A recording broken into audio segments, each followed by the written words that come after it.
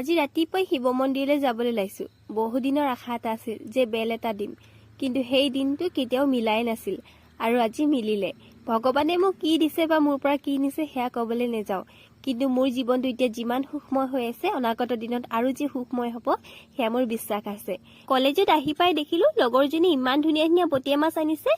আমাৰ চয়নিকাৰ আকৌ স্কুটি চাবিটো হেৰাল, তাই স্কুটিতে থৈ ক্লাছ কৰিবলৈ গ'লগে। অংকিতাই চাবিটো পাই তাইক দি দিলে আৰু তাই যে কিমান টেনচনত আছিল।